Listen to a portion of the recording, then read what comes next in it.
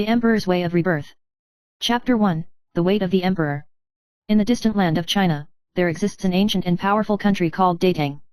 This country has been governed by several generations of emperors, and the people live and work in peace and contentment, but all the stability and wealth are inseparable from a wise emperor, Chen Zhenren. At the beginning of his ascension to the throne, Chen Zhenren showed outstanding political wisdom and a mind for the sake of the people, and was deeply loved by the people and civil and military officials. Chen Zhenren is not an ordinary emperor, he is a smart, witty, and understanding the depths of human nature. As a monarch, he is not only concerned about political affairs, he knows the thoughts, hobbies, and even dislikes of important ministers in the court. He is aware of the behavior of every minister and responds appropriately at all times. He often expressed his concern for his courtiers in words and deeds in the early court, and he was even more concerned about the safety of those loyal courtiers. Among them, the one he remembers the most is the famous Ming Jinghao, Yun Mubai. Yun Mubai was one of the best generals in his court, calm, decisive and ruthless, but at the same time extremely withdrawn.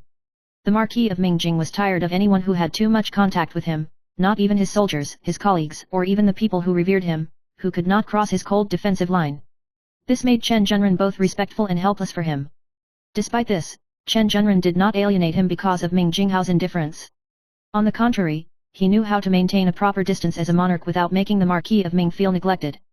Over the years, they have had a very deep friendship, but they have never had any deep verbal friendship.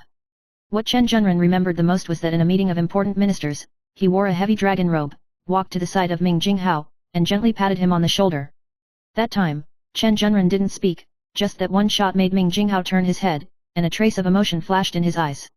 This shot seems to have become the only bridge between him and Ming Jinghao's spiritual communication. And at the moment when Chen Zhenren was dying, he still remembered that this was the only time he touched Ming Jinghao. Chapter 2, Reborn as a Little Emperor. However, fate did not let Chen Zhenren rest in peace. In the aftermath of his death, numerous rumors spread, some saying that he died of overwork, others that he died in an assassination attempt. But no matter what the truth is, when Chen Zhenren opened his eyes, he found that he had returned to 10 years ago, and the identity of the young emperor had become more fragile. This time, Chen Zhenren became the emperor of the Tang dynasty again, but this throne was a new beginning. He became the little emperor who was still in his infancy, and all his memories stayed at the top of his life, but he returned to the starting point of his life. In the face of the princes and important ministers around him, he is no longer an emperor full of wisdom, but an ignorant teenager. This experience of rebirth is undoubtedly a huge blow to Chen Zhenren. His heart was filled with confusion and uneasiness, and the people around him began to doubt him. The former courtiers now distrust the little emperor, and he himself is deeply disturbed by the current situation. What made him panic the most was that he once again faced Yun Mubai, the Marquis of Mingjing, an important minister with whom he had planned countless times. This time, however, his choice doesn't seem so simple. When he stood in front of Ming Jinghao again, Yun Mubai's cold face seemed to become more elusive. Although he didn't show too much hostility towards the young emperor, Chen Zhenren could still feel the emotional vortex hidden behind his indifference. For the important ministers who had been inextricably linked with him, he couldn't help but worry a little about whether he would repeat the mistakes of the past in this life and miss the only opportunity. Chapter 3, A Game with Fate. The day of returning to the palace seemed to Chen Zhenren to enter a dead cycle again. With this rebirth, he was able to go back to the past and grasp every detail of the present, but he still couldn't change the power struggle in the Tang court. He knows that no matter how he changes, he still can't escape the reality of being dominated by fate. He began to be more cautious in his approach to court affairs, trying to re-establish his authority and prestige as an emperor. However, although he knew the minds of every important minister, he still could not avoid the oppression of these forces. The power struggle in the court, like an endless whirlpool, pulls him into it. In this political chess game, Chen Zhenren gradually found that the most difficult thing for him to control was still Ming Jinghao Yun Mubai. Every time he looked at him, Chen Zhenren could always feel an invisible pressure. Although he had long known Yun Mubai's behavior pattern, when the two faced each other again, Chen Zhenren still couldn't fully grasp the general's emotions. All these variables made Chen Zhenren uncertain whether he could establish a deep friendship with Yun Mubai again. Will this rebirth allow him to find the opportunity he once missed, or will he miss it again with fate? Chapter 4, Truth and Decision. In the fog of all this, Chen Zhenren's road to rebirth ushered in a turning point. One day, he received a mysterious secret letter in the palace. The letter revealed an astonishing news. It turned out that Yun Mubai, the Marquis of Mingjing, had been secretly assisting him in managing the government, and in the past 10 years, he had silently advised the Tang dynasty behind his back countless times. This shocked Chen Zhenren. It turned out that Yun Mubai was not as indifferent and ruthless as he appeared to be, but a loyal minister for the country and the people. After learning the truth, Chen Zhenren couldn't help but reflect on whether he had misunderstood the general and missed the opportunity to really cooperate with him. As the truth was revealed, Chen Zhenren began to re-evaluate his relationship with Yun Mubai. He decided to no longer just stand in the perspective of the emperor, but as an ordinary person, trying to establish more sincere cooperation and trust with Yun Mubai. He understands that only in this way can he truly change his destiny and bring lasting peace and prosperity to Datang. Chapter 5, The End of the Road to Rebirth. In the following days, Chen Zhenren and Yun Mubai's cooperation became closer and closer.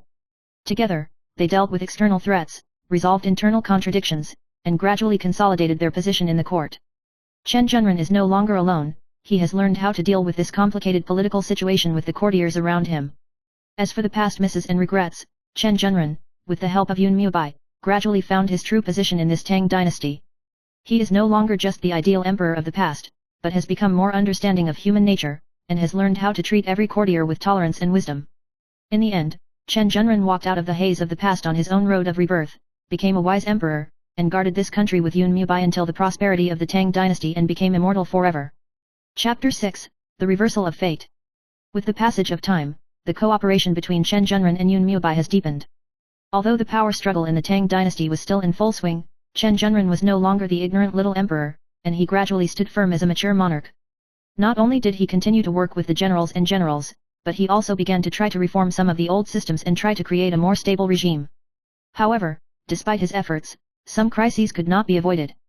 The news of the invasion of foreign enemies came, so that the Tang dynasty court had to face the choice of life and death again. At this moment, all attention was focused on the frontier defense line, and Chen Zhenren, as the emperor, had to make a crucial decision. Emperor Chen, the situation on the border is becoming more and more tense, should we mobilize the army? At a cabinet meeting, Prime Minister Li Bunying put forward his own proposals. Li Weining is the most cautious civilian official in the court today, he is extremely cautious about every policy of the Tang dynasty, and he also has a deep understanding of the defense of the frontier. This is not to be taken lightly.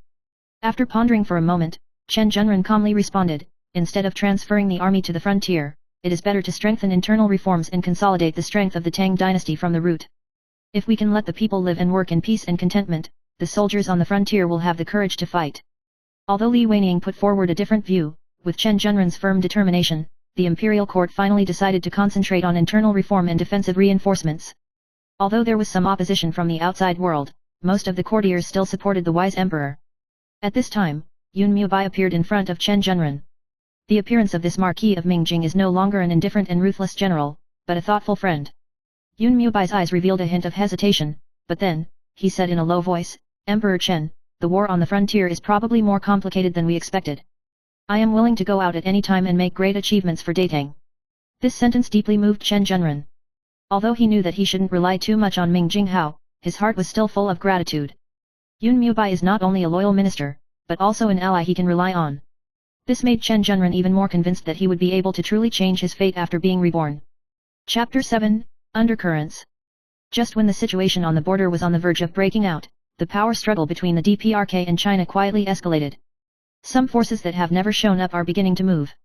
The infighting between the DPRK and China is far more secretive and dangerous than the invasion of foreign enemies. One day, after an early pilgrimage, Chen Zhenren received a secret letter from a mysterious person. The letter reads, if Emperor Chen does not prepare early, there will be a huge storm in the country. Chen Zhenren frowned, he instinctively felt that behind this letter, there was a bigger crisis hidden.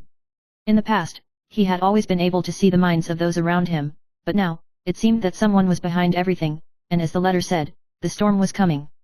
At the same time, some important ministers in the DPRK and China, who had a good relationship with Chen Zhenren, began to show subtle abnormalities.